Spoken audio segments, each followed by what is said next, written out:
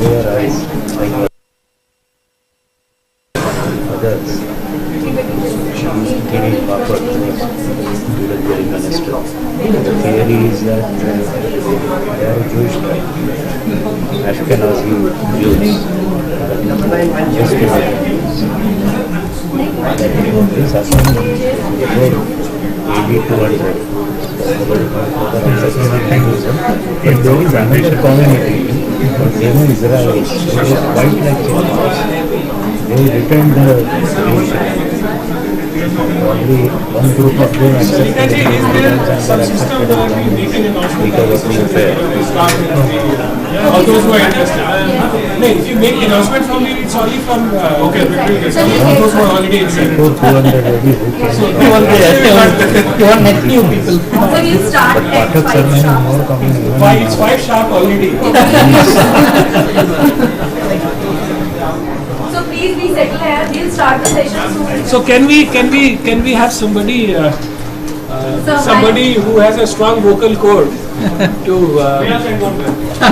entice people that we are going to have really.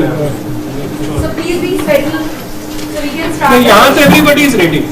Yes. So and where do I speak from? There. Here. So Sir, Mary ma'am is the MC, so she will start the session. who is the MC?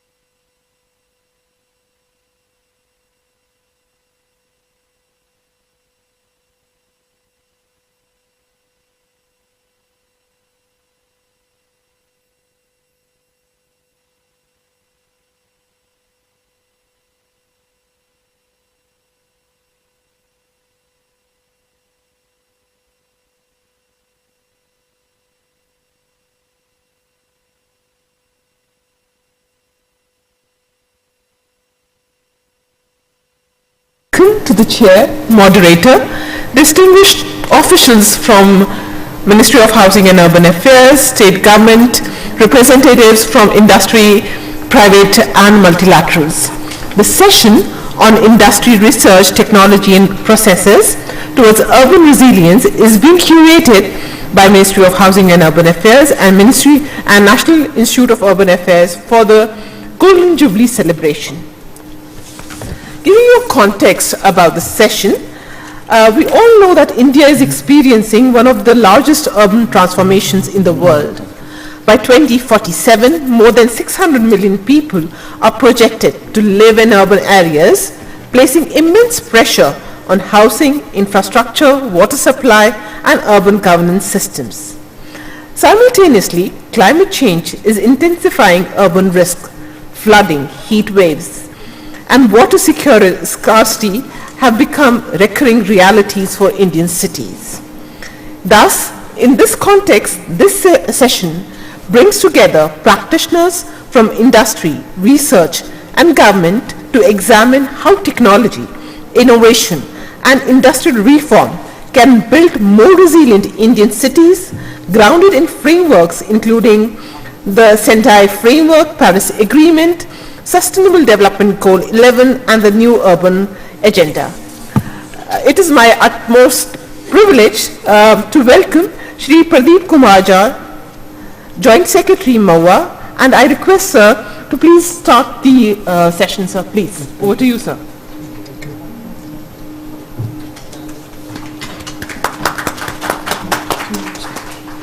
Compress this space so that Okay. you can split up.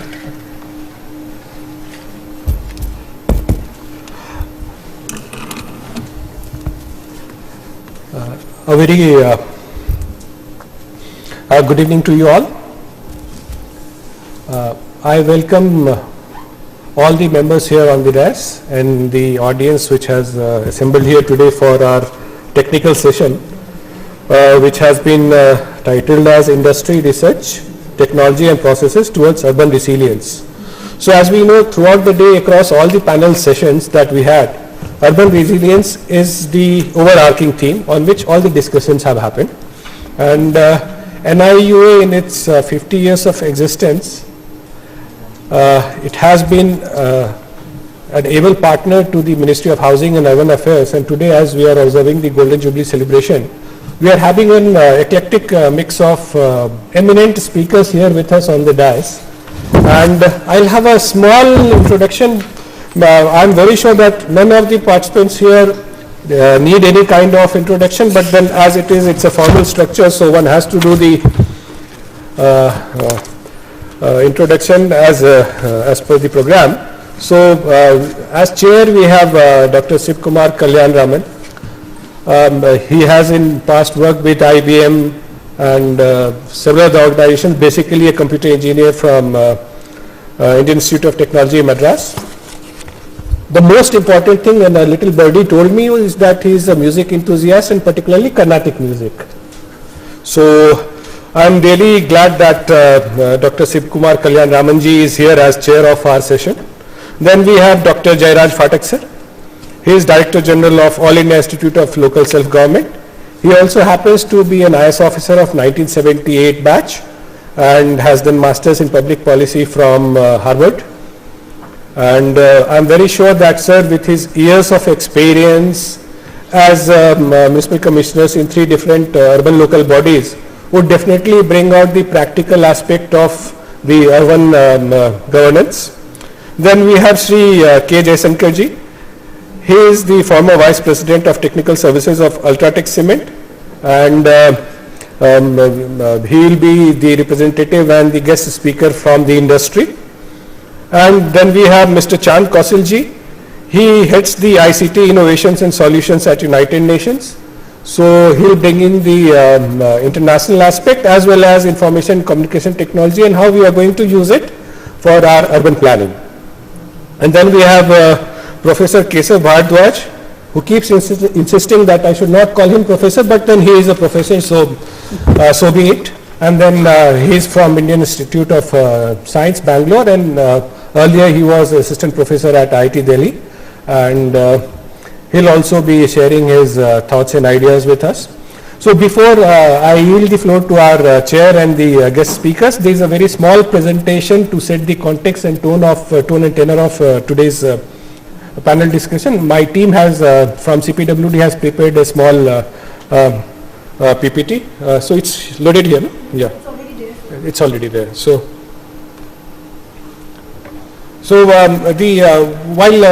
the welcome speech was being given, the speaker had already mentioned that how the urban population of our country in next 10 years would be 600 million, and then every year we are adding about 25 to 30 million urban residents. And the infrastructure gap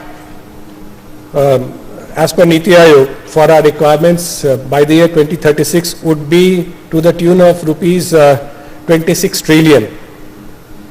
And the Indian cities that would be facing climate risk by 2050 would be almost 80% of those, and the annual disaster losses to the tune of $80 billion. That is not only for India but overall for the South Asia. And the extreme heat events, 15 plus major cities, for all of us who are living in Delhi, year 2024 was really tough. This year also there have been days that have been really taxing, particularly for those who step out right from morning till evening. And we all have grown up in one of the cities. I studied here. The climate was harsh but never so harsh, and something needs to be done, and that is where the entire eclectic mix of the speakers that we have, and also the audience, and all of them are professionals in their own rights. So I'm very sure that we'll have questions, and then we also will have suggestions, which we'll be very happy to actually take on board your views and actionable points that you'll come up with. So when we say urban resilience, so we are going to talk about infrastructure resilience, institutional resilience, the environmental aspect, and the socio-economic resilience. The role of industry, and Jaishankar ji, I am sure that you will be making an intervention here. Resilient materials and construction, smart infrastructure systems, clean energy and utilities, and the sustainable goals.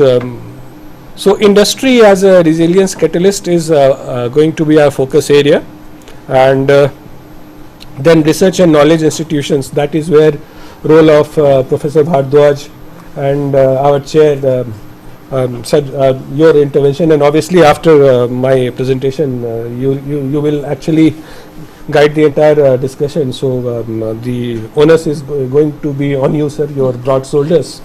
And basically from the ministry also we have been trying to establish centers of excellences, also partnership with many of those, so that the new technologies and how to implement them in our projects while we execute our projects. And as you asked me what were our areas of challenges, so Salenji, in a week we have to frame our challenges, and we reach out to ANRF, not English, proper specific crisp problems that will actually help us execute our projects in the way that we aspire to.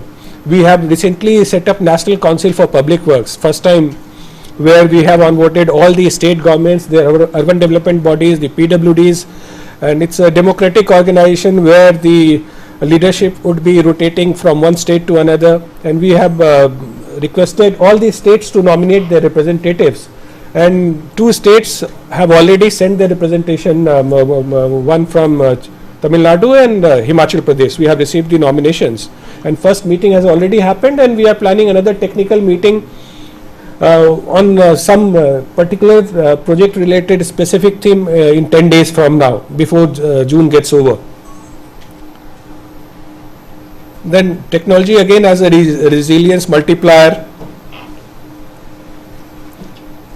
and this is where we step in processes and governance, because there is lots of research, there are lots of new ideas that are coming in, but how receptive we are.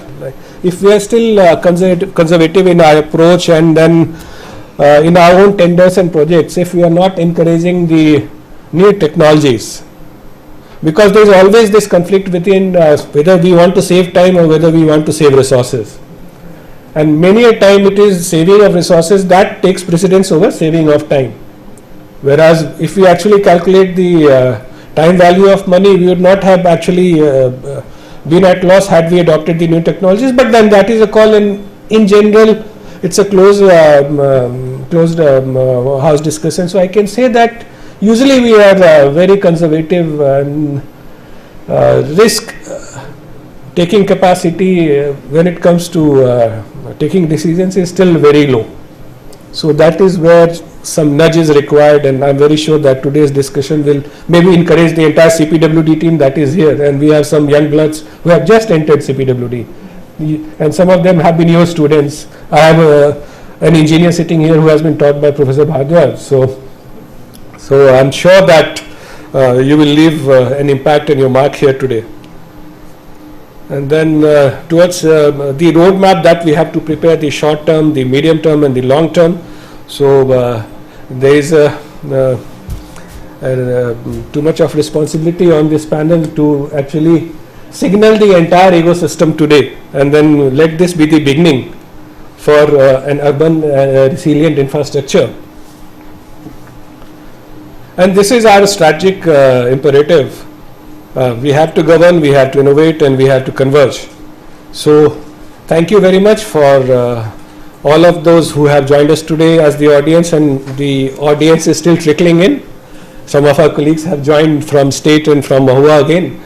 So I yield the floor to the chair now, and we look forward to your comments. Thank you very much.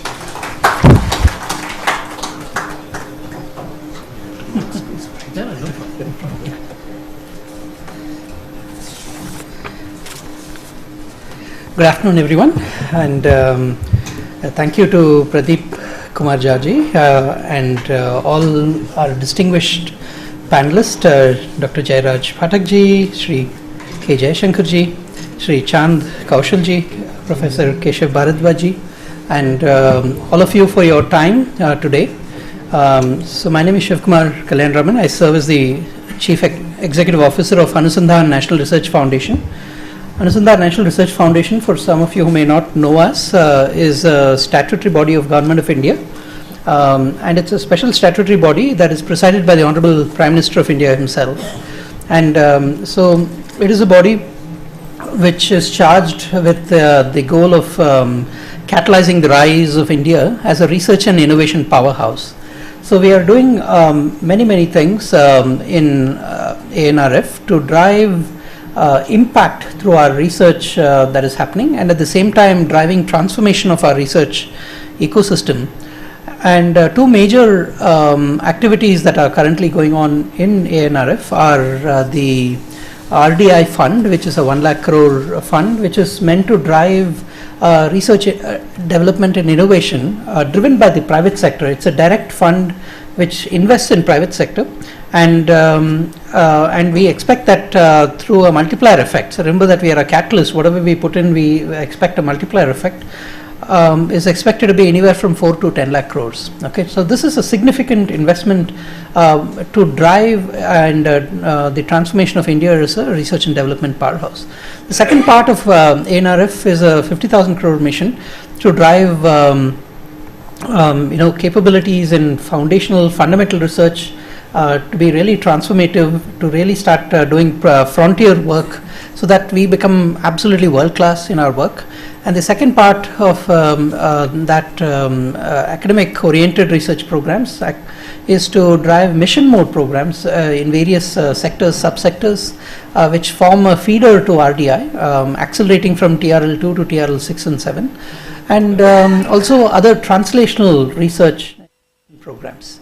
So one of the interesting programs, actually by the direct intervention of the Honorable Prime Minister, is a program we call Leapfrog Demonstrators for Societal Innovation. Honorable Prime Minister in our governing board last year asked ANRF to drive a number of mission mode programs which will take India's problems and solve it, and in that process become world class in terms of technology, research and innovation, right? So that is the model he suggested.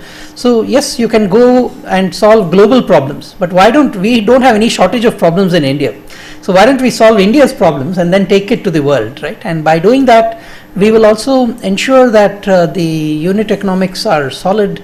We, the contextualization of the solution to the Indian related global south ecosystems would be solid, and we'll be competitive in the world. So, and this in several sectors, we can also use this as a way to reduce import dependency and achieve Atmanirbharta in a very export competitive way. So for example, in the medtech sector, in the medical technologies, we are working on sort of revitalizing the medtech sector with fundamental innovation. And another program we are driving is AI for science and engineering, which is combination of AI with science and engineering in various interesting way in various domains of science and engineering. Another program is a leapfrog societal innovation, and as part of that we have many sub areas that include the topics that are very relevant here today: urban resilience, climate risks in various urban settings, or even climate risks both urban and rural, as well as areas like urban flooding and so on, as well as smarter ways of doing infrastructure. All of these are part of the program. Our approach in ANRF is to drive all of society and all of government type of partnerships. So we collaborate with multiple ministries. So I have reached out and we have an open offer of collaboration with MOHUA. I'm waiting for you guys to come back, and we look forward to hearing back from you. And Within a week. Within a week, I'm looking forward. I will remember the deadline. So, but more importantly, bring us your challenges that you'd like to get solved through innovation, right? So I think, and ANRF is now able to mobilize the entire academic ecosystem. When I say academia, labs, and so on, but and also the collaboration between academia and industry, we are able to catalyze. And we now have a track record over the last year of launching multiple programs, and many of them are starting to take off. So it's a good time to doing more. So coming to the topic of the day, urban resilience. First, if you look at the binding constraints for India's productivity growth, urban places are the engines of growth of our country, right? So we need many, many more urban centers. And the existing super urban centers, as well as the tier 1, tier 2 cities, have to continue to grow and continue to become far more livable, far more resilient from the point of view of whether it's climate risks and so on. The quality of life and the livability and the transportation and the other challenges, like whether it's flooding or other sorts of basic sanitation, health, sewage, and all these standard problems we see in urban, is the number one determinant of whether we are able to drive productivity, right, in the country. And as we drive productivity and more livability, there will be more agglomerations towards urbanization, faster urbanization happening in the country. And then the productivity of the urban areas is so much more than the the rest of India, that if India wants to grow at 8% or real GDP growth, the urban centers have to drive it. And for that to happen, you need urban infrastructure and the resilience and the livability and the lifestyle to deliver, right? So you are at the helm of perhaps the most important binding constraint of India. So NRF, in the direction of innovation, and many of these problems are so hairy, it involves collaboration between central, state and local bodies, and I'm so glad that we have representation from all of them, and between industry and the rest of government, as well as the centers of our innovation, including academia and so on. Right, so I think we all need to come together as all of all of society to solve these problems. But at the same time, we cannot allow us to be overcome with fuzzy thinking. We need to be able to define specific challenges and find pathways that are tractable, so that in a stage by stage we can solve the hard problems that need to get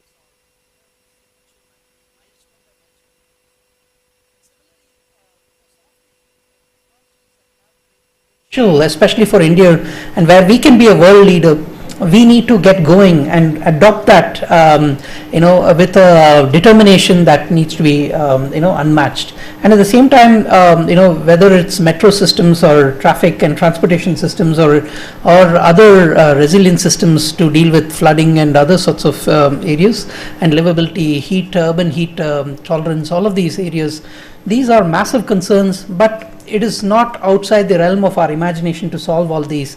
But anything that has to be done at scale requires policy intervention.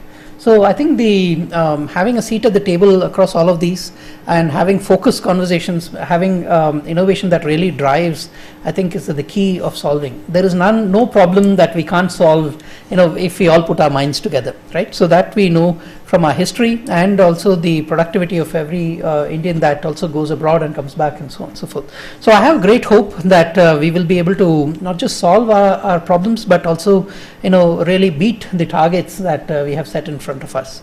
So with that, I'd like to welcome our distinguished panelists and challenge them to give us the visions from their perspective on how they'd like to solve problems, how they would like to contribute in terms of all of society partnerships. And ANRF's hand is outstretched, and we look forward to partnering with all of you and look forward to your talks. Thank you.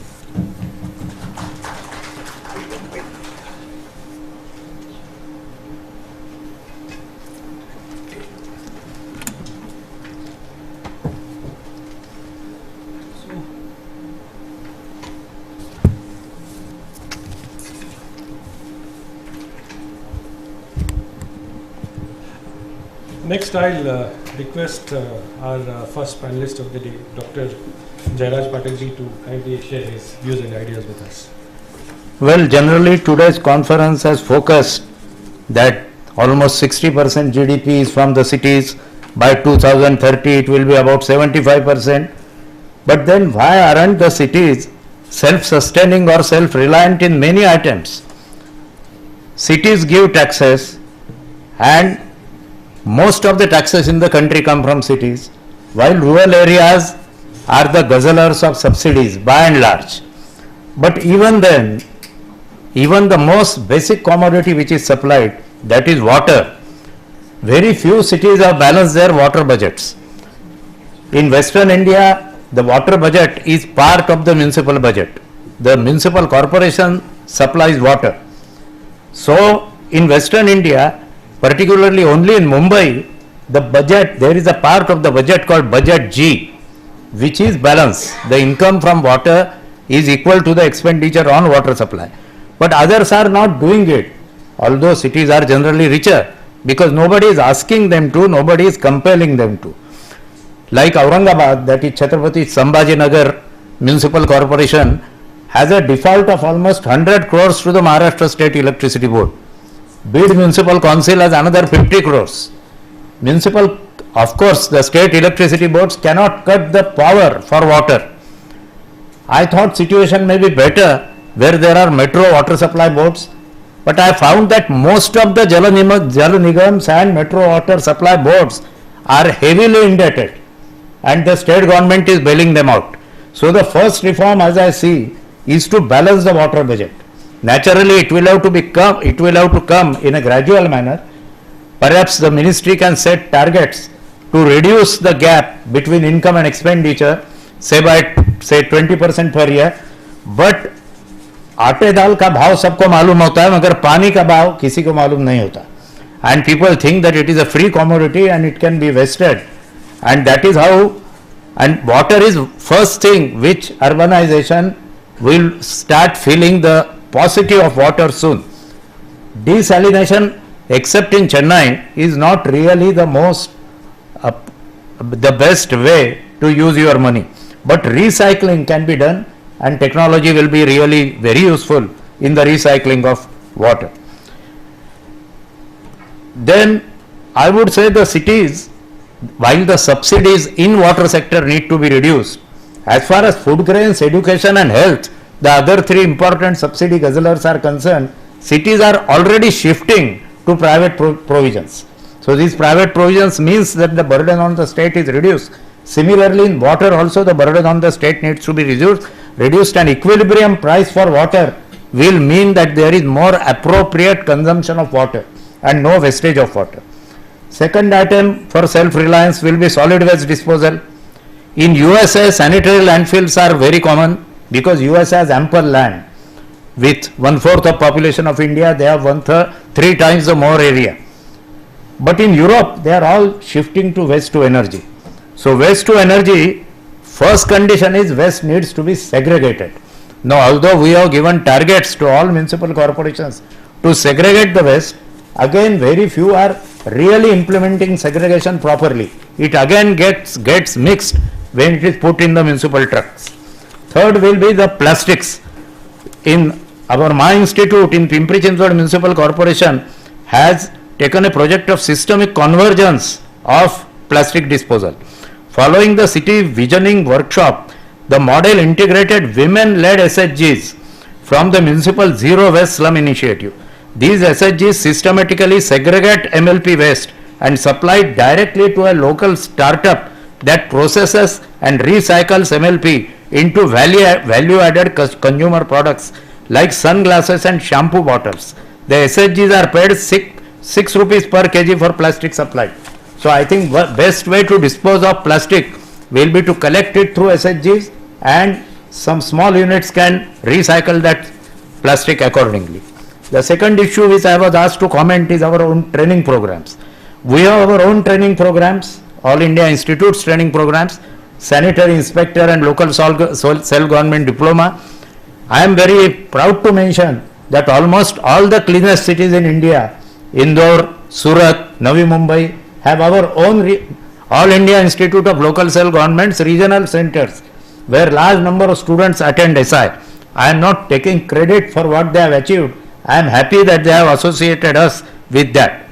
About the PMAY, which is now the largest grant program of Government of India, I would say that the training programs are still more on the how to make the entries in MIS rather than improvement in the housing standards. In Amrut, the programs are quite popular, but still the non-revenue water in many cases needs to be brought down. Swachh Bharat Mission is another popular training program, but I would say the same cities which have been topping for the last 5 years, they have already reached an achievement and they continue to lead and they keep on getting prizes. So that is why other categories were included. Indore, Surat, again cities in Western India are generally doing the best. But the training programs through the RCUS, which are funded by the Government of India, which get the maximum attendance, are on DAY. The women's self-help groups, whenever invited for training, come in very large numbers and take keen interest in the program. On the contrary, government employees, when they are nominated, may not be released by their bosses. Even if they come, for them it may be nth training program. The interest that the women SHG shows in day training program are very good. Secondly, lastly I was told about own sources, how to develop. Again, although cities are richer than rural areas, the credit ratings of cities are not really better than the state governments. Navi Mumbai and Pune has AA plus rating, Ahmedabad, Hyderabad, Visakhapatnam at AA, only 4 others, all in Maharashtra and Gujarat, had AA minus. Why is it so? Because the cities are not given assured sources of own revenue. First reform which will have to be done is linking of property tax to capital values. Mumbai Municipal Corporation shifted to capital value base about 10 years back, and it has started yielding results, because as urban values increase, property values increase, automatically the municipal corporation's income increases. This again will have to be done in a graduate way, maybe not more than 10% increase in the taxes in any maybe after 3 years 10%, then 10%, only when people get convinced that their money is being used, and land appreciation will then really be captured. Land banks are not there in many cities, so they may not be much useful, and these reforms shift to capital gains, to shift to capital value, and linking the capital value to the what you call circle rates in North India or what we call ready reckoner rates in Western India, that will really benefit the city's property tax finances. Again, Western India, although octroi was abolished, first in Madhya Pradesh in 1976, Gujarat in 2007 and Maharashtra in 2017, Maharashtra gave grants in lieu of octroi to municipal corporations by giving them a fixed percentage of GST collection, which is about 11% of the total GST with annual appreciation of 8% per annum. So all these 27 municipal corporations get about aggregate 23,000 crores at the 2018 prices with 8% appreciation. So the municipal corporation of Greater Mumbai was the only municipal corporation in the country to have a AAA rating by CRISIL and Standard and Poor.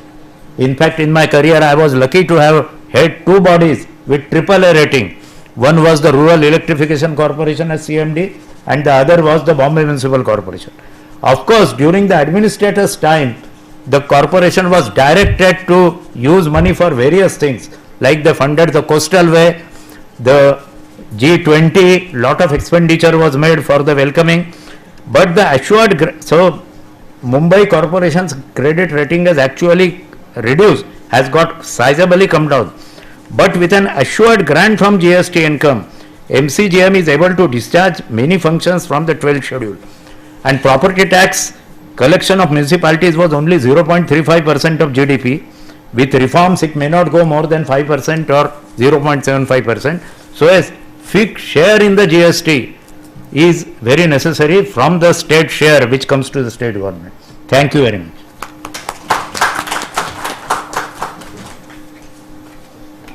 Thank you, sir. Now I'll request Sri K. Jaisankarji to speak on enhancing cement and concrete efficiency, the net zero approach. Thank you very much.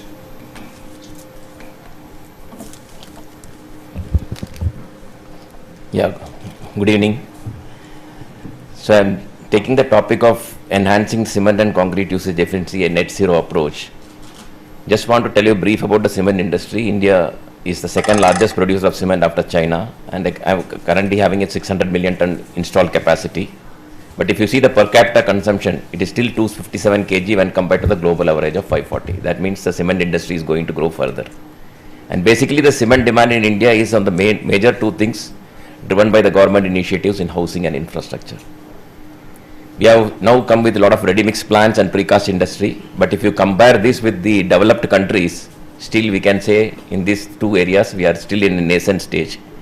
And why this industries becomes very important is it produces under controlled conditions and as a consistent quality. Now if you see, you know that the cement industry is one of the largest emission of carbon. Almost 8% of the global emission is taken from the cement industry, and all industries are now made their roadmap how we can achieve net zero by 2070 for the cement industry, and concrete industry has taken 2050. Cement industry has taken 2047 as a benchmark to be in between to work upon as a phase one. What I am doing here, and many roadmaps have been made by Cement Manufacturers Association, Global Concrete Association, Cement and Concrete Association, as well as Niti Aayog. They have given different roadmaps. So I am taking a roadmap prepared by the GCCA and TERI, how the decarbonization. They have divided into 8 factors, and what I am going to do here is that some of the factors which industry is driving for a decarbonization has got a lot of effect on the urban resilience also. So one is the clinker, how the energy required they were going to reduce it. Second is the usage of alternate fuels. Coal is the fuel used for cement industry. There are a lot of alternate fuels we can use in the cement kiln. Increase the use of supplementary cementitious material, which is like slag, fly ash and all, how we can increase these SCMs. Solar, people moving from thermal power to solar power in the factories. Carbon capture and utilization, how do you, what all you have tried to decarbonize also, still there will be carbon dioxide. How will you capture the carbon dioxide and use it to making products? And the last one is how will you increase the cement usage efficiency in the construction site, how we can improve it further. So if you see the alternate fuel itself, you can see the roadmap. Currently, if you see the all cement industry put together, they are using only 5% alternate fuels. And the roadmap by 2070, they are going to have 50% of the fuel by the green hydrogen and green electricity, and other 50% is from the fossil fuel waste, which includes the municipal solid waste, plastics, shredded tires, etc., which is contributing around 35%. So here I am seeing the first opportunity, because some of the cement factories are using the municipal waste, but there are a lot of challenges, and how will you scale it up? Because these waste are one of the problems for the landfills and closing the water bodies, river, this thing, and when a rain comes, obviously it starts flooding. Is one of the reason is the waste which is getting used as landfill. So segregation and quality control, as earlier speaker told, that is one important factor. Second is the logistics, transportation cost to the cement plant. That is another this thing. Technology also. It's not only segregation. How will you process it? How will you moisture can be reduced, and all the processing technologies there. There are some gaps in the policy and regulatory gaps also. To put up a plant, there are financial viability also is something as a concern, and market acceptance. When the cement industry gets inconsistent calorific value, their kiln also gets destabilized. So these are the challenges faced by the cement industry. So there is already a MSW rules of 2016. We can revisit, and this thing objectives as clearly written as promote segregation at source and scientific waste management, reduce landfill burden and environmental pollution, encourage resource recovery and circular economy.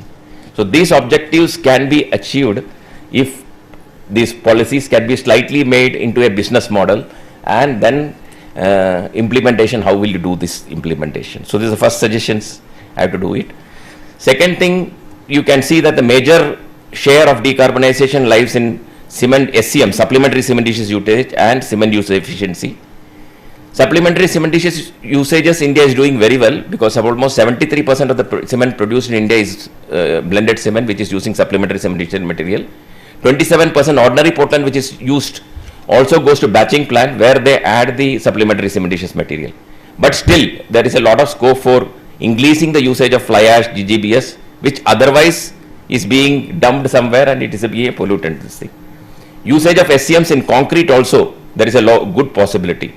Some of the scopes what they have mentioned is, what is the definition of green cement? There is no definition. When you say green, what is green? If you say slag cement, 25% minimum is also a slag, 70% maximum is also slag. So what is, when the green cement is called, what is it? We are going to define it. So there is should be a definition of green cement and green concrete. The second thing which we want is the government bodies have a green public procurement policy to be put. Once you define what is green, how will you make this thing that mandatory we will buy, and that will enhance the purchase of this thing. Of course, now with the thermal plants moving to solar and this thing, renewable energy, you have to find, when this grows bigger, we have to find new SCMs, and when the new SCMs comes, we have to have a lot of amendments in standards and this thing. So these are something which we looking for increasing and maximizing the SCM usage. Now coming to enhancing the cement and concrete use efficiency at the construction site. Some of the policies requirements is, as I told earlier, introduce low carbon cements in government funded housings and infrastructure project. Lot of code updates are required. One more thing is, how do you reduce the site mix? Maximum wastage is happening in the site mix concrete, where there is quality is an issue, wastages are more because of the these things. How will you move more to ready mix concrete and precast concrete, and can be made mandatory for the large scale infrastructure project to reduce wastages and promote bulk handling? Somebody asked about otherwise cement is packed in PP bags and STP bags. If it is bigger projects to RMCs and all, it moves by bulk, so that the bag also can be reduced. And in fact, Morth has also come up with a circular recently. I saw that for any project of 300 crores and above for the road, this thing, all the precast elements like the curbstone, crash barrier, etc., has to be made precast. That is so this type of things will help in moving more of ready mix and precast, and reduce the site mix which is happening, where there is a lot of cement, excessive cement is put, wastage of materials has been done. So technology wise, scale up of adoption of recast ready mix concrete and as well as precast manufacturing units. Today just now we were discussing about modular precast and ready this thing. All these things are possible, but how will you make a good business model, because anything which is started will be costlier. So how will you have a financing model and all the things?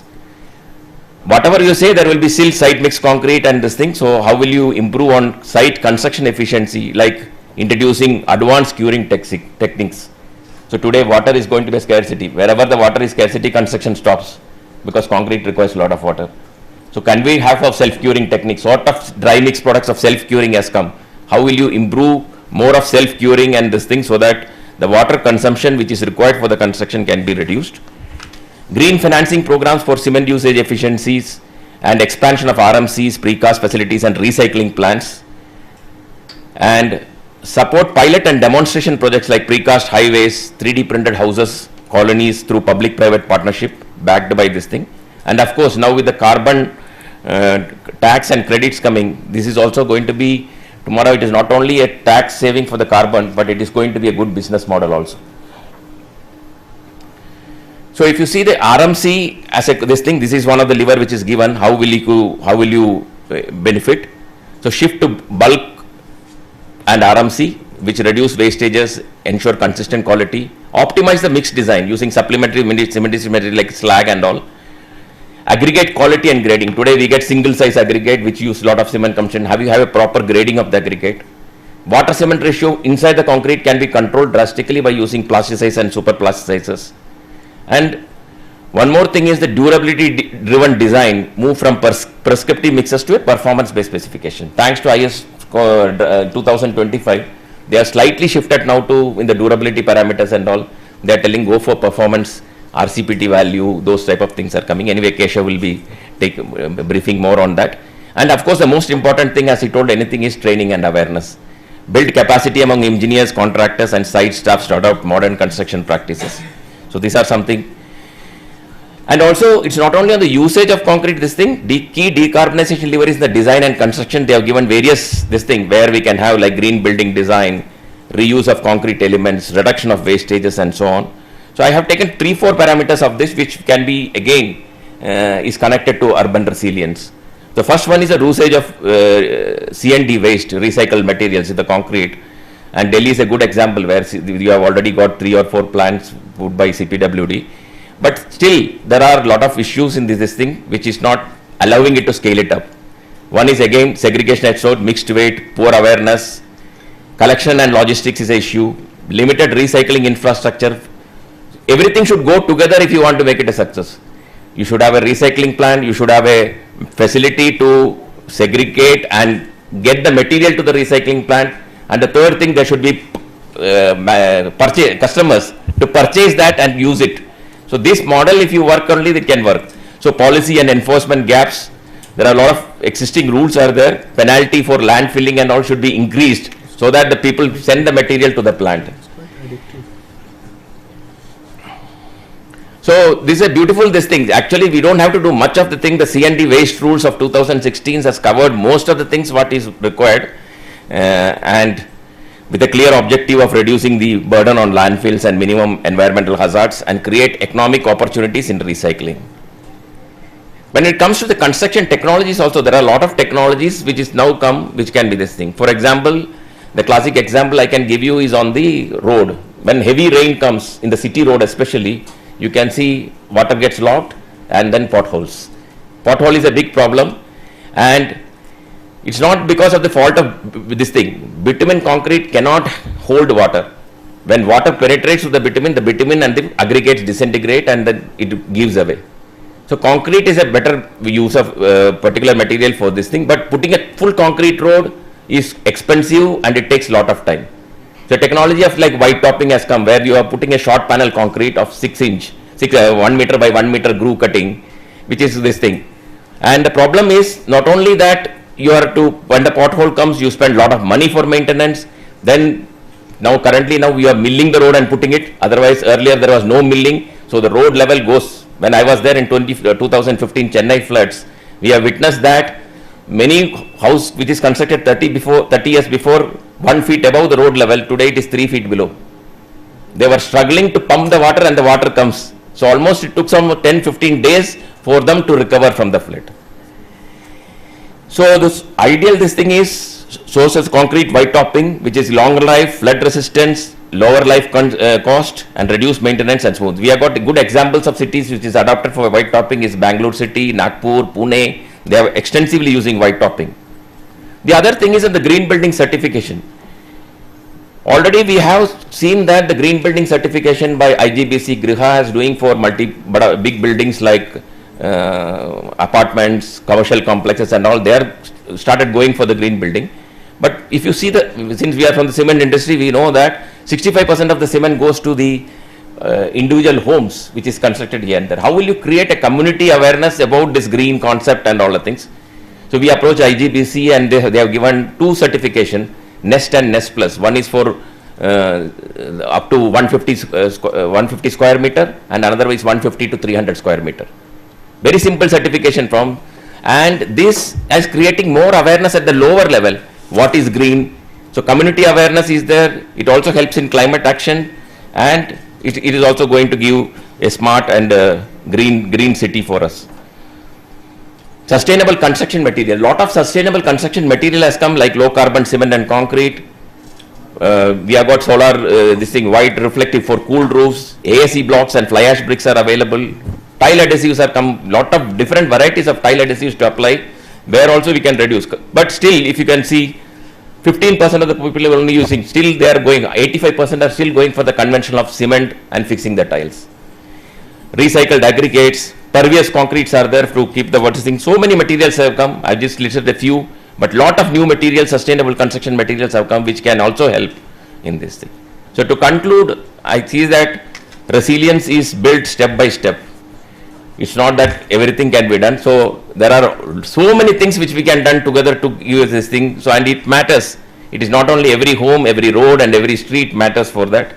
Sustainable construction material matters. The systems material matters, how the construction practice are there. Policies matter. We should have stronger enforcement, financial support and community awareness. And the outcome will be cities that can adapt, endure and thrive. Thank you very much.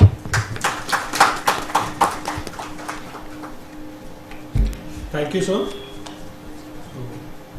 Now I'll request Sri Chand Kaushilji to speak on the topic of risk-aware planning.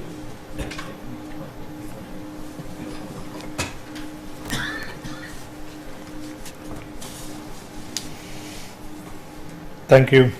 I think this session is very interesting, The varied topics we are covering within this ambit of industry research and technology and processes towards urban resilience is very, very interesting. I come from a background of information and communication technology from United Nations, and how we see when it comes to the planning part or the implementation part, both is very much aligned with the topic which I'm requested to discuss here about risk-aware planning. So whenever we are planning anything, risk mitigation becomes the key factor over there, from the perspective of ensuring that whatever our outcomes or goals or objectives are from that particular initiative, how we would be achieving them. And my thing is that how information technology can be an enabler. While listening to my co-panelist, I realized all these fields we are doing a lot of good stuff in various places in India, but not all across.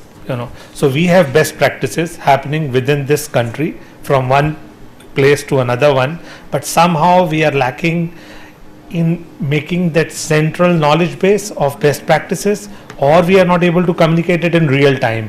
Yes, maybe after a year or after 2 years or after getting an award, somebody would know what white patching is on the road, which is done in Bangalore, and we are missing it in Delhi or Chandigarh or other places, or the places where the rain is, it rains quite a lot, monsoon is heavier than other places, and so on and so forth. And it's not just this, that the potholes on roads, it's the potholes which are causing many other aspects also. So when I was reading about these things, I came across a concept in this very note is interconnectedness, how things are interconnected. So when we are talking about system approach or any other things, are these potholes are only potholes which are slowing down the traffic jams, or we have 645 deaths in on road in this year starting in first 4 months. So are potholes also contributing there?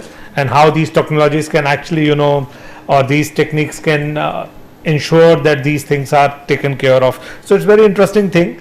But for the particular topic, when we are talking about risk-aware planning, there are many aspects around it. I'll just start with I'll just take you back in 1990s when we had first time the computer started getting introduced in Indian system, and everybody was eager and finding it very interesting, and it's kind of a toy tool people were adapting to in 90s. By 98, 99, offices, schools, colleges started getting it. In 2000, we actually started implementing solutions. We started converting a lot of things into online modes. In 2010, I'm just going decade by decade, we saw more footprint increasing. But 2020 onwards, if you see the difference in the gain we had in 20 years has not mapped into that speed consistency, especially in this particular area or field. In certain fields, yes, it has helped us a lot. If you see, when we were booking rail tickets nowadays, nobody thinks of actually going to a counter and booking it. Everybody goes online. Earlier it was just IRCTC. Now many other UPI apps are also having windows through which you can book it. So technology has enabled it. So somewhere, because I know all of us come from this very field, we need to see how we can integrate these things, how we can have a joint approach to ensure technology as an enabler which can provide very robust backbone systems. Definitely risk mitigation is part of it. For example, if you talk about UPI gateways, now if you'll go to Singapore, I recently was attending a webinar and I saw one of the planks outside the room in Singapore was showcasing that now you can pay through UPI also, and it was such a nice thing to see. France also, you can now start seeing the way risk has been handled in UPI payments, because the amount of transactions, if anybody can imagine, nowadays if you have your phone and you don't have any cash, you can roam around anywhere, you can make any payments, anything. So this example I am giving you because there is a robust system in the background. When we were having discussions for this particular event, we discussed about certain tools which are open source, available for all urban local bodies under the Upyogi umbrella, and it can be adapted by all local bodies and then taken on. But I recall visiting these tools 3-4 years ago.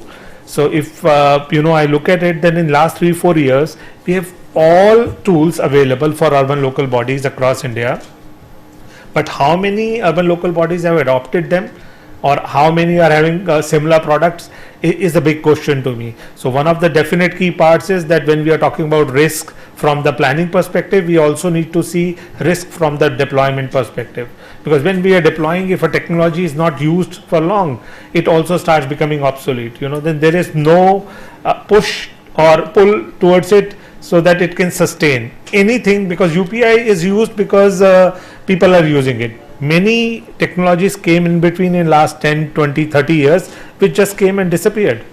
And technology, is changing so fast that it's very difficult to say that are we really competing. If you ask me, we are in a race with technology nowadays. In 2020, the last decade, I wanted to talk about the AI stepped in. And artificial intelligence, everybody is hearing about. But I think our kids in schools, colleges, and youngsters joining our organizations are much more aware of. Somewhere we are thinking that, okay, we know about AI, chat GPT, this, that, share markets associated with it, people using certain tools, but it's hitting everybody. If I don't know how many of us have tried here, but if you do a 3D based tool to redesign a city map or anything, it's really fast. Yes, it consumes energy, it consumes a lot of water, there is a huge footprint, but I believe that even the flex fuel also consumes a lot of water. So we need to somewhere balance, take risk into perspective, and see how we can really develop certain systems which are resilient in nature, which are long term. And definitely I'll go back to the main topic that we need a foundation layer, which I think we have bits and pieces, but that concise base layer needs to be established to ensure that we have a framework around it. Be it technology or big data, the amount of I think the biggest push I see across India is in infrastructure. Everywhere you go, you see buildings are getting built, from one part to another, to the remotest villages. If you go up 2,300 meters, 3,000 meters, you will see houses coming up. Everywhere, roads we are all aware of, so many new roads have come up, but these things are possible because certain departments are using it.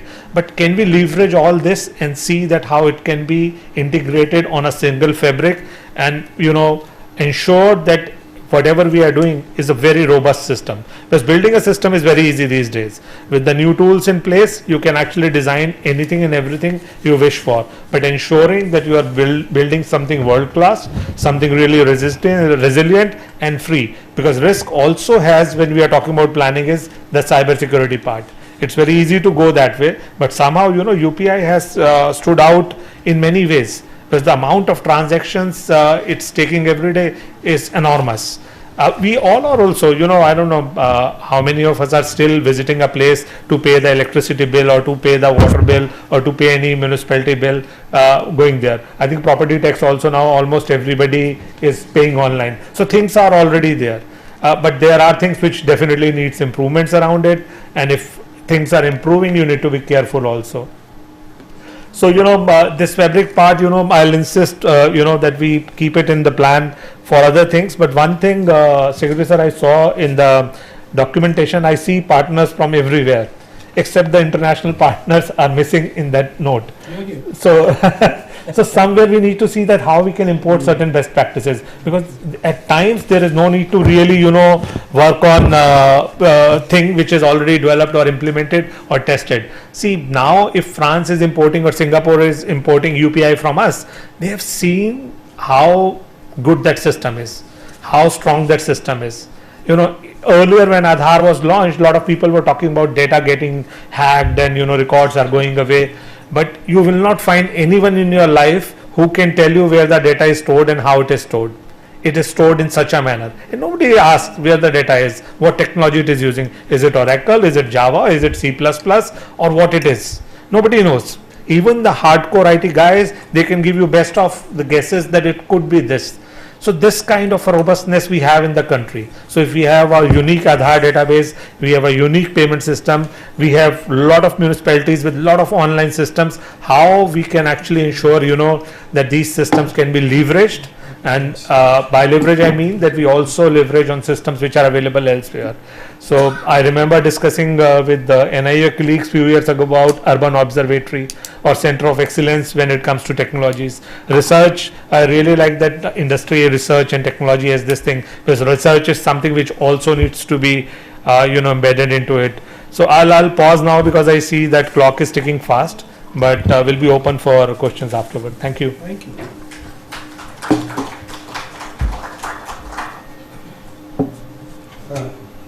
Thanks a lot, Chan Kausilji. So now we have the last speaker of the day, Professor Keshav Bhardwaj, and he'll be speaking on the topic Designing Sustainable Performance Engineered Concrete.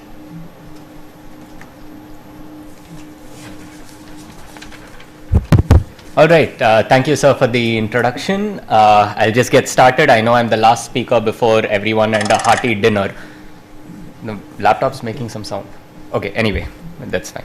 All right, so just to recap the context over here, everyone has already spoken. We have seen great speakers before me who have given you this thing, a brief overview, but just to drive the point home, by 2047, which is not that far away, we're just 20 years away from here, 21 years away, right? Our urban population is going to double to 600 million people, and our goal, as I'm assuming many people from CPWD and PWD officials are here, right? So our goal as civil engineers and collective urban planners is to design sustainable and resilient urban infrastructure.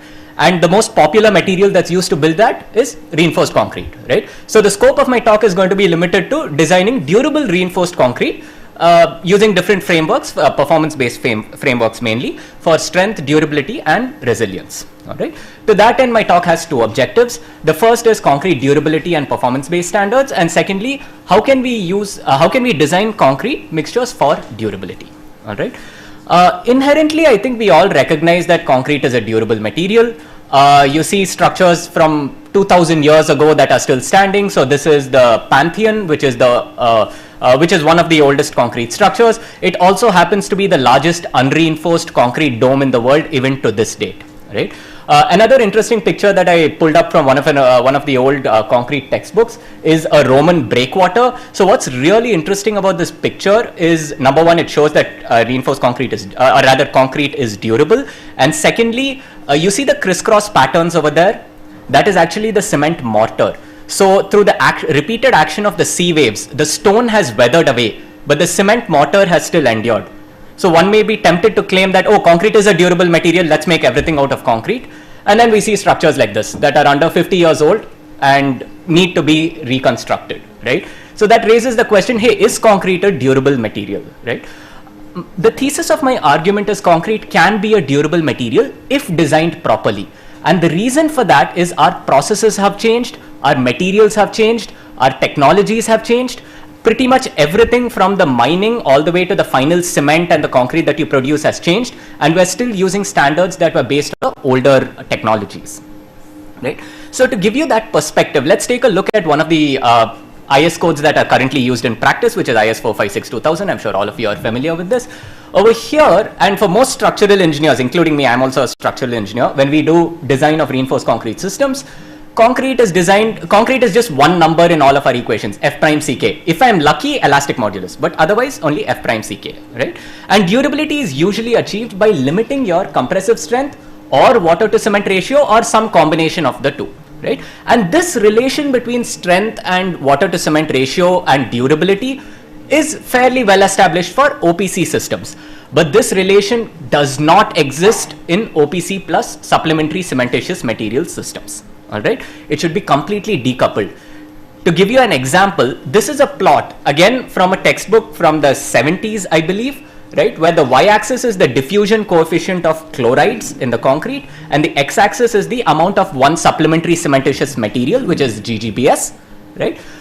What you can see, each of these lines indicate the same strength. So what you can see is when you have supplementary cementitious materials, the relation between strength and durability completely breaks down, right? I can show you another plot, which I don't have over here, but I have in my other slides, where essentially I show you the diffusion coefficient increases with increasing SCM content. So the point that I'm trying to make is, in modern India, in modern cements, where, as Sir said, 73% of our cement sold is not OPC, it's blended cements, it's OPC plus SCM combinations, and our average clinker factor in India is just 66%. That's much better than the rest of the world. So on average, we are using about 35% SCM replacement level, which means that the relations that we're using in the older codes don't work anymore and they need to be changed, right? The second motivation for durability is because usually when you design durable concrete, you're automatically going to be more sustainable and more resilient. So that is because durability often implies all three legs of the sustainability pyramid. So if you have durable concrete, you generally have a longer service life, which means you produce lesser concrete over the structure's lifetime. To get durable concrete, you often optimize your paste, aggregate, binder content, which means that you lower your carbon emissions that way. And finally, most durable concrete has a portion of the OPC replaced with SCMs, that too in an optimal way. So that way you're reducing the OPC, which is the major carbon emitting fraction. Durable concrete is also likely going to be more resilient because you have lower life cycle costs, you have lower maintenance costs, and you also have lower risks of premature failure. All right. So now that is one part. The second part that I want to introduce is prescriptive versus performance-based standards. And this is because the way we can design durable concrete is through performance-based standards.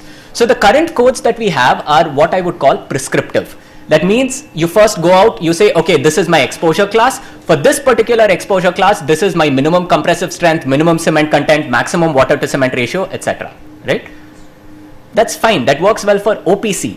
But in the modern era, we don't use OPC. We use blended cements. So this table does not work anymore. Right? So the solution to this is performance-based standards. What are performance-based standards? I'll try to drive an analogy with cooking. I like cooking, that's why. Right? How many of you like sambar? No one? Oh, many of you, all right. Shiv, you don't? Yeah. Okay, all right. So, so when I started my PhD, I had to cook on my own, right? I started in a prescriptive way.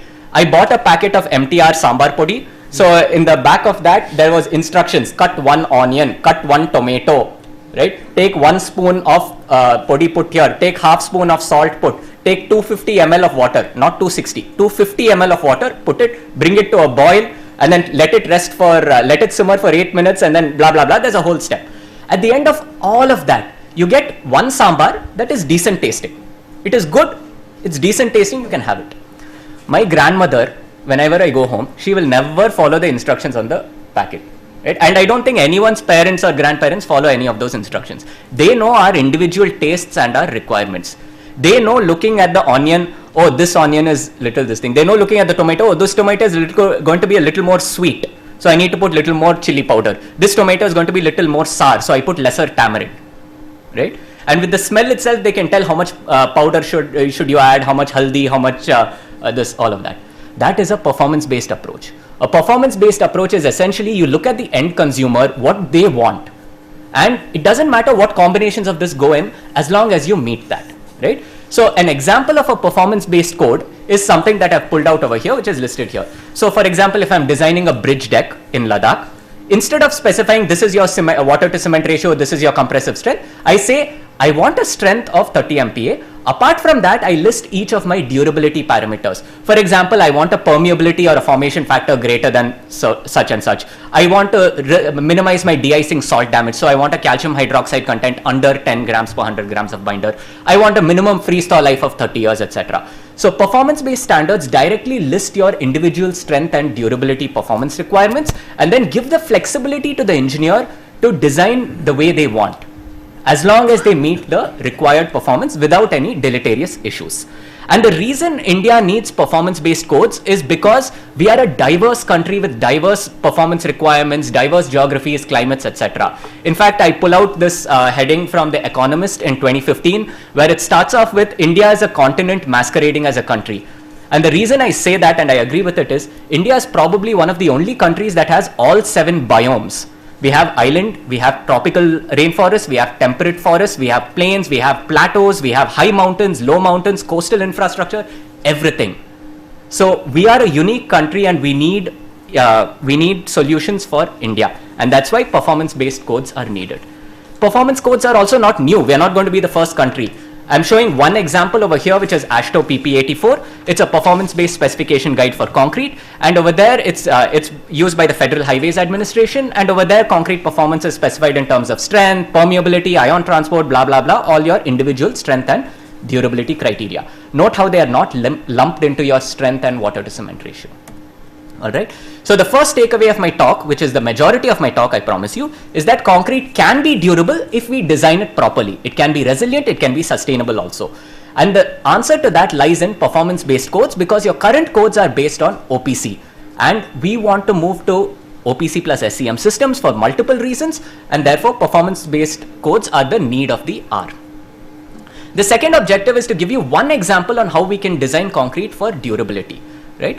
So this approach is what we term performance-based mixed design. So in performance-based mixed design, you essentially again start off by listing your performance criteria, and then you use some sort of predictive model or empirical equations, etc., to predict your concrete's performance across a range of mixture parameters. So as an example here, essentially, if I don't know if I have, oops, 1 minute, where is the laser pointer? There we go. Yes. So as an example here, let us say I want to design the same pavement. I have listed all my performance criteria over here. Our goal is to find the range of all concrete mixtures that meet these specific performance requirements. And the way we can do that is using a predictive model. So this is just one example of a predictive model. There are models available that are used by Federal Highways, that are used by the CEB-FIP code, that are used by Japan, China, etc. This is just one example of what we have been working on and the model that we are using.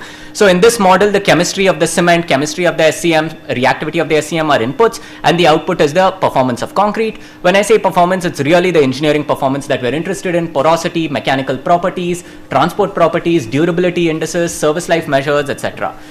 For those, I'm not sure how many academics are there, but for those who are really interested in the details, we take in the chemistry, the composition and amount of essentially your cement, the chemical composition reactivity of SCM. We feed it through a kinetic, thermodynamic and pore partitioning model that gives us the volumes of reaction products and the pore volumes. And then we use a set of well-established theoretical relationships to predict the engineering performance.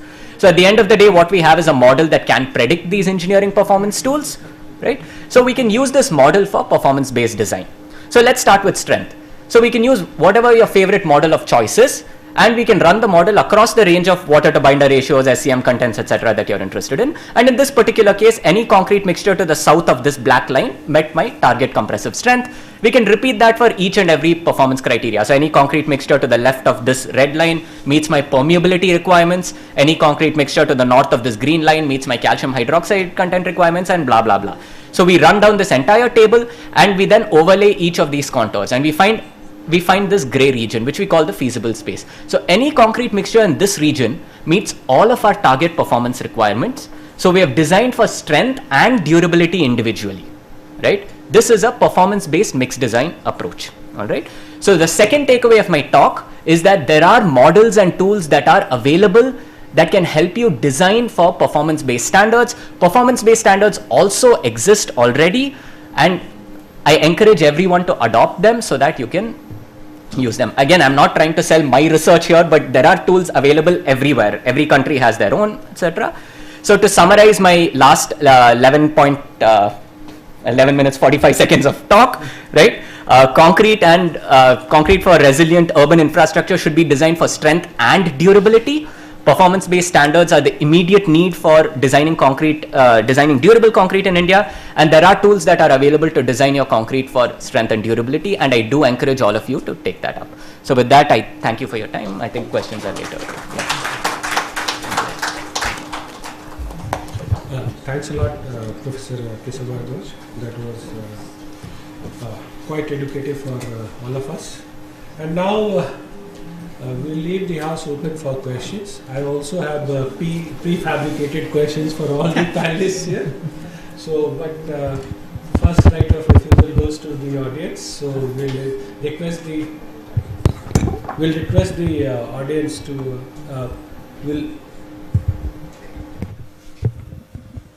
Thanks for guiding me.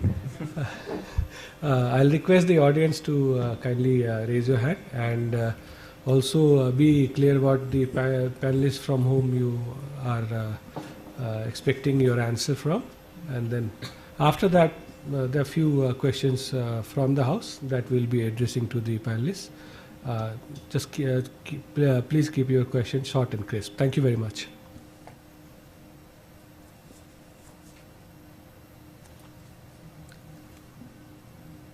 Anybody this side?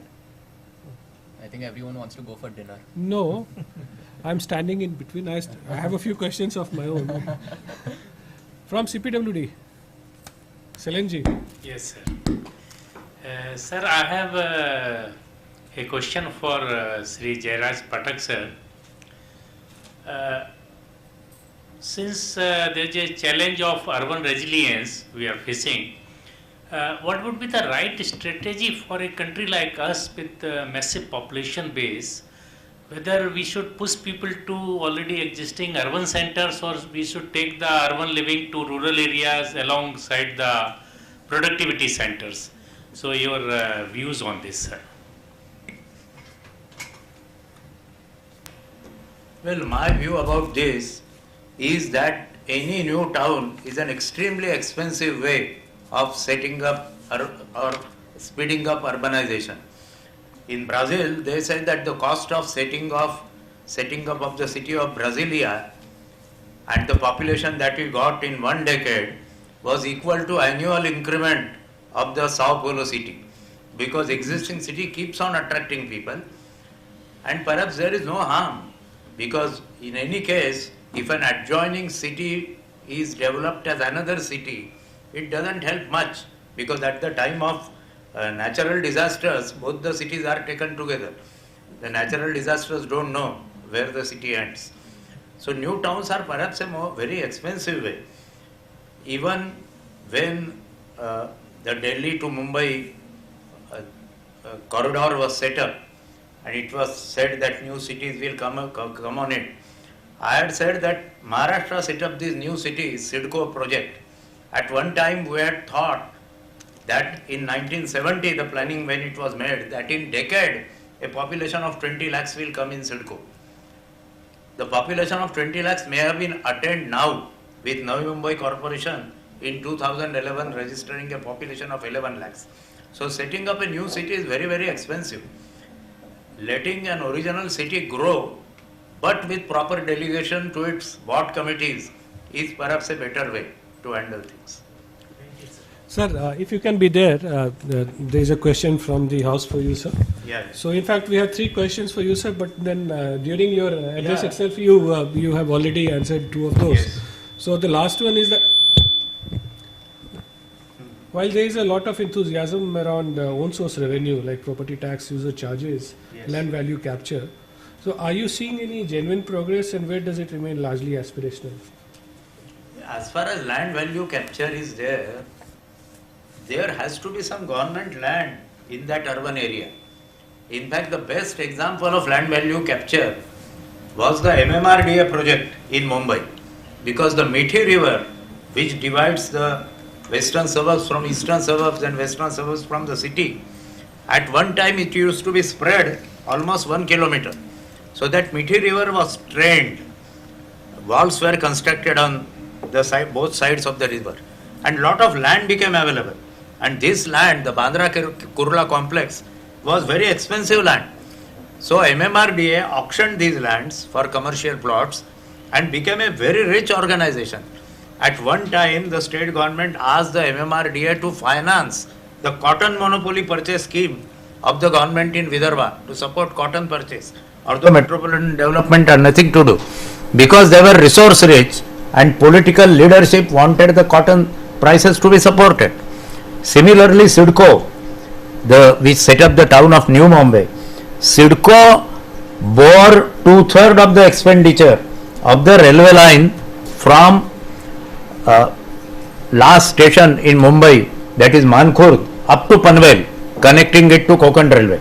So as state level corporation financed an activity of the government of India, that is Ministry of Railways, and they could do it because of Navi Mumbai land, which was very precious. But everywhere land is not precious. Now on the lines of MMRDA, PMRDA has been set up, Pune metropolitan region, and all government lands have been transferred to them. But land value capture I don't think will be possible in many places, because simply there may not be good commercially viable government land. But property tax is something which is there in all the cities. Like there is one function which all cities perform in India, that is Safai. When I became Secretary UD in Maharashtra, I went to Aurangabad, the new Chhatrapati Sambhaji Nagar, and I asked them that in Nizam's time was there an elected body? They said yes, there was. So I said, what was the name? So in Nizam's time it was Majlis-e-Safai, because Safai is the work which every municipality does. Water supply and sewerage only Maharashtra, Madhya Pradesh and Gujarat give. Fire brigade is there only in Maharashtra, Madhya Pradesh, Gujarat, Punjab, Haryana and Rajasthan. At other places it is under district magistrate. So to finance these activities, property tax is there everywhere. Now it will have to be linked to capital value, because rateable value is an outdated formula. People don't inform the correct rateable value, not even the correct rent. You know the capital value. Of course, to ensure that there is no sudden reaction to or a heavy increase in capital value, you have to do it by stages. Like Mumbai Corporation said ki only 10% increase after some time, then another 10% increase. Incidentally, when capital value was introduced in Mumbai, as Secretary UD, I was opposed to it, because I was told that in California, which shifted to capital value, because of the IT revolution, the capital values became so high that pensioners were forced to sell their houses to move to rural areas. In Mumbai, asking pensioners to sell all the houses and go to rural areas will be quite bad. But I think politically a care was taken. There was no effect like in California. It was gradual, and in any case, the city is also becoming wealthier and wealthier every year. Thank you, sir. So do we have any other question from the audience? So we have a question from the house for Sri K. Jaisankarji, and this question in a way also to some extent echoes the sentiments of Professor Bhardwaj. The industry often waits for regulatory signals before moving on sustainability.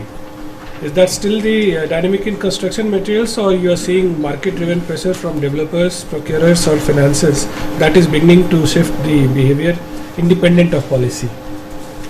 Yeah, now slowly the market is also asking for it. For example, especially the international this thing like Amazon, Google, they are all putting their investments in this thing and the structures. They are asking for lot of environmental related things, environmental protection data, how much CO2 is there in the concrete, all the things they have started asking in. And second thing is that industry is also getting prepared towards that, because not only on the environmental aspect but certain financial benefits also they are expecting to come with the carbon tax, carbon credit. So this is also putting the industry to be the prime mover and start doing in the sustainability initiatives. And more or less in India also, all the leading construction companies which is having, they have all put up a sustainability cell, and they are also started now looking into the sustainability angle, because many of the industries also want to be net zero by 2030, 2040. So there is a Indian markets is also started asking, but it's a slow, maybe going ahead, many more will be joining this thing, and there will be a market pull as well as for the green products. Thank you. So we have a question for Chand Kausalji. The UN works across very urban, very different kind of urban contexts globally.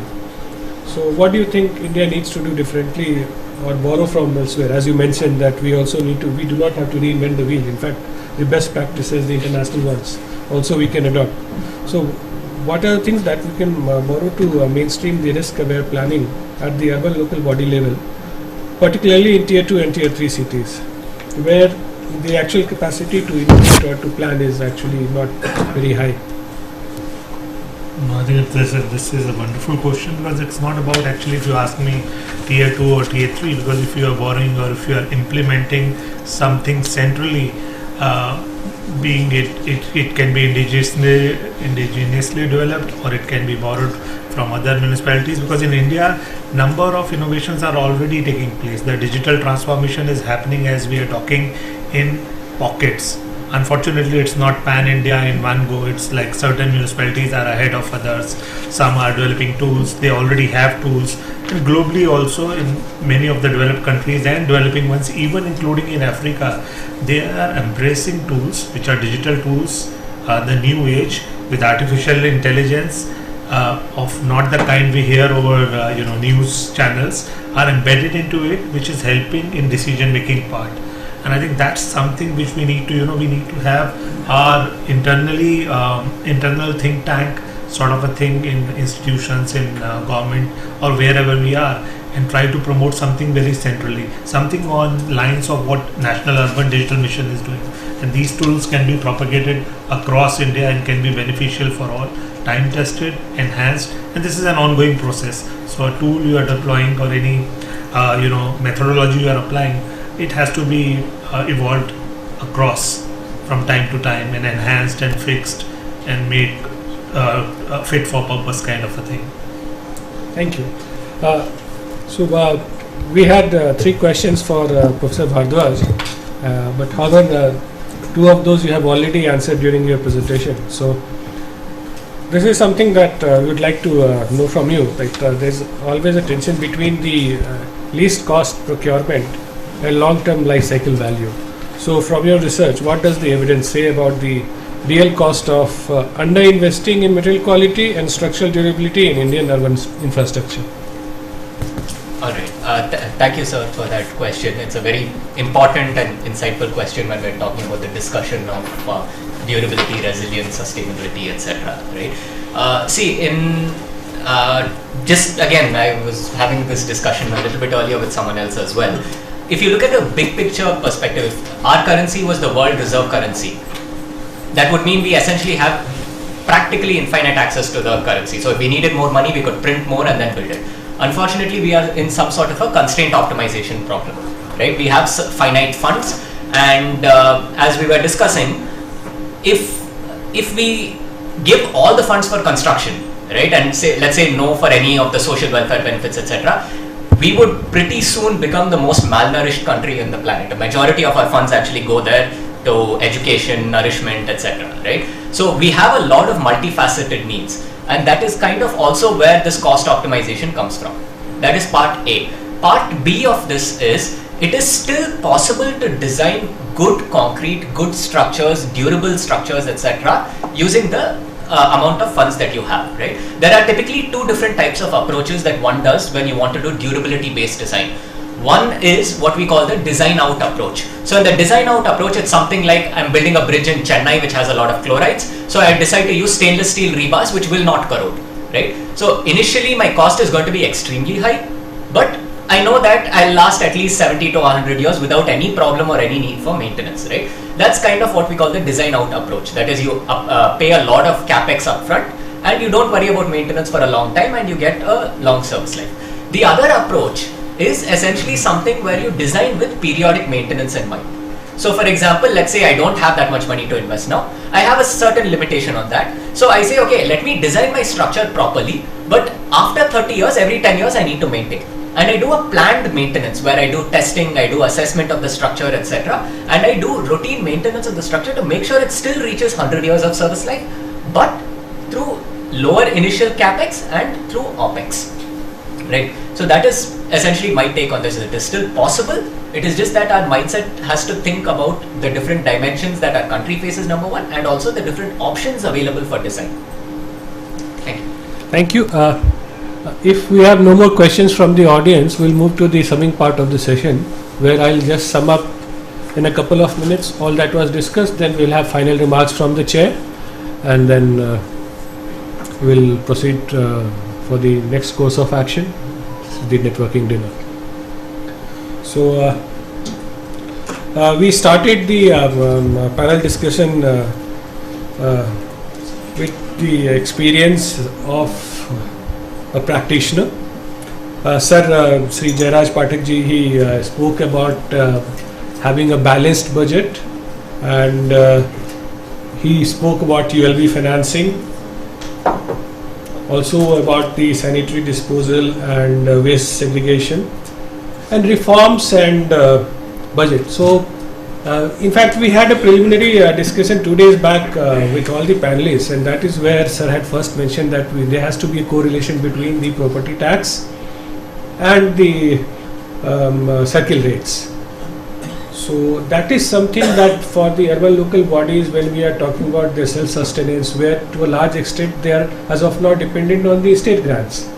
So if they have to generate resources of their own, so reform measures like these need to be adopted. So I am very sure that when we are having a discussion where about 45-50 people are discussing, this is an idea which will spread, and maybe definitely this will be an idea whose time will come very soon. Then after that we had a viewpoint from the industry side, from the cement industry, Sri K. Jaisankarji, and he spoke about, and what was the central theme of his entire discussion was, his viewpoints was that urban resilience is something that has to be incremental. It will not happen in a day. The cities have not been built in a day, and it has to be incremental.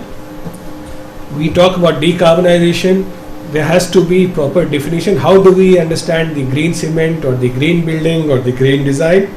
And there has to be constant interface and interaction between the industry, the client, that is the entire infrastructure ecosystem, and also the academia. And I'm sure that this forum will nudge the industry to be more proactive and more adventurous in sponsoring some more researchers. And I can see I have been able to bring some more smile on the face of Professor Bhardwaj. So, and then after that we had sharing of viewpoints from Chand Kausalji, and he rightly observed that while we keep talking about technologies and best practices among the various urban local bodies, the time has also come to learn from the international best practices. And today, at least we have a representative here from the international body, International Forum, and I'm very sure that NIUA will take this lead and create a platform on which various such practices can be shared, and many of those would be relevant to our needs and requirements. And then the final talk of the day was from Professor Bhardwaj, and then he rightly observed that we need to update the building codes and the performance-based codes that he spoke about. That is the need of the hour, and I feel that constant interface and interaction between the theory and the practice is something that we need to continue doing, and with the able guidance of ANRF under Sir's leadership, I am very sure that there will be a platform which will be action oriented and it will be guiding us, and I assure you that we will be coming to you with crisp challenges for which we will be seeking answers from you, sir. And then the floor is all yours for the concluding remarks. Thank you very much. Thank you, Pradeep Jazzy. And it was a great learning experience for me. I don't come from the civil engineering side of the house, and so as a computer scientist, it was a big learning for me. Certainly we do know, when we think of urban problems, we think of potholes, and we don't think deeply about the funding of local urban bodies, right? So everybody tries to pay less tax, but but you don't understand that obviously if you don't pay less tax, that deals blow to the local urban bodies, they're not strengthened. So clearly it appears that reforms across some of these key, both the financing as well as the ability to execute changes that are desperately needed in our urban areas that are of high importance. So I also heard there are several aspects of innovation throughout the discussion. So whether it was about building materials and other sorts of fundamental low carbon cement, site mix type of things, bulk handling, precast highways, 3D printers, housing colonies. I saw lots of interesting technologies that was mentioned in the talk of Shri K. Jaishankarji, and Shri Chand Kaushalji mentioned the importance of risk and risk-aware planning, and the importance of global best practices that we need to adopt. And also we heard masterclass and performance codes, and how do you engineer concrete against that for both durability, which can be, and performance, and for the long run, which is consistent with sustainability, and so on. So given all of this from the perch that I am involved in, we are committed to driving innovation in India, right? So I urge all the stakeholders to come together and either participate in the existing programs we have, or together we can drive new programs that drive these changes. So there was also mention of pilot demonstration, and in our earlier things we talked about translation as one of the key challenges, and multiple stakeholders like industry, academy coming together, or between central and state and urban local bodies coming together in driving such change, and through collaboration for impact is what I think of as.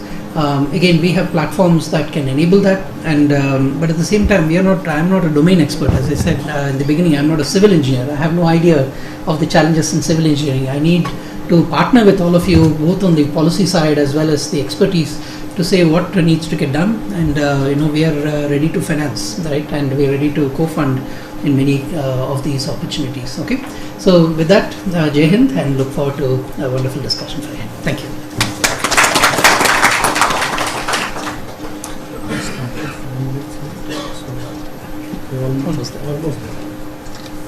As we come to the conclusion of this engaging session on urban resilience, as Jay sir rightly mentioned, it's an overarching framework where in this session we really nudged three main areas towards cities being livable, be it with regard to policy intervention and reforms, technology innovations as enablers, and how do we bring the whole gamut of business models, be it with regard to green finance, public-private partnership, carbon tax, and last not the least, do we really need to go towards a prescriptive approach or performance approach is something we need to dwell on.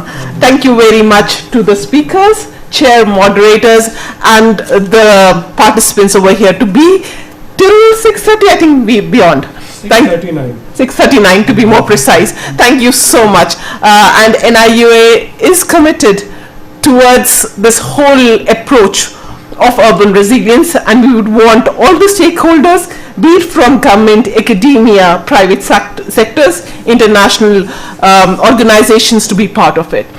Before we end this session, we need to facilitate our speakers who have come from all over the country, and I would request JS sir, please, to do the honors to felicitate our speakers. And it's also a token towards green and circular economy, whatever we are presenting, sir. Thank you.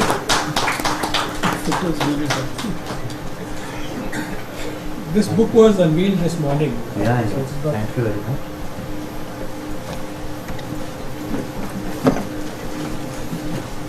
Starting from right. Thank you. And I take it from there. Thank you. Thanks. Sir.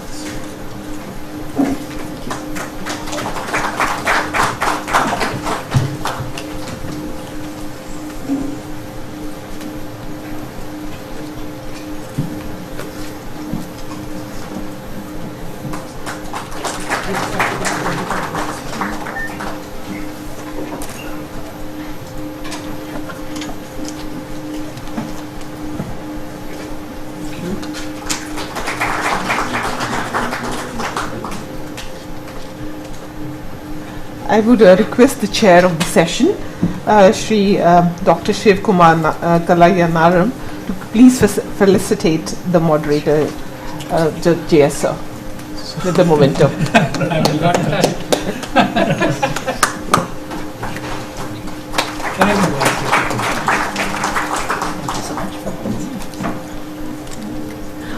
Can we please come down for a group photograph? Yeah. And I would also request the participants to be part of the photograph, because you have been a very diligent listener, and we are hoping that you will take the learnings forward. Yeah, for the last section of the day. Yeah. Oh, so first the speakers and everyone. So we'll have it in front. Okay, perfect. The space is more well, so.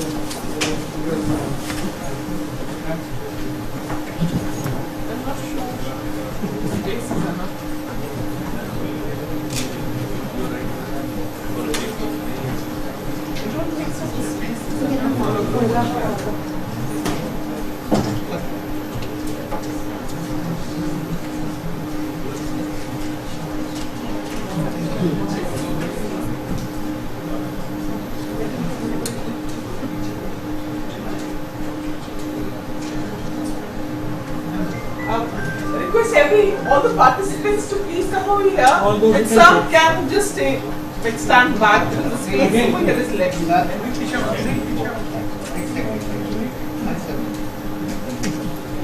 Thank you. Do we actually need photograph with all the participants? We do not have enough space. हम लोग कुछ ऊपर चले जाएं। ठीक है। Some exercise.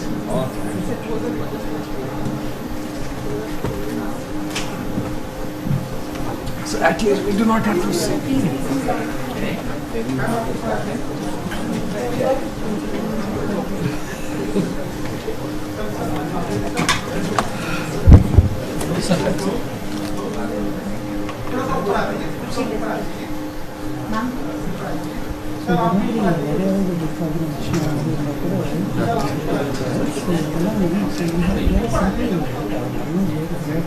Vanshika, you can come here.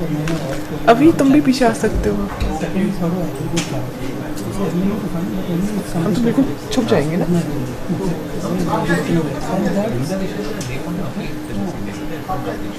से एक और लाइन थी. Without you.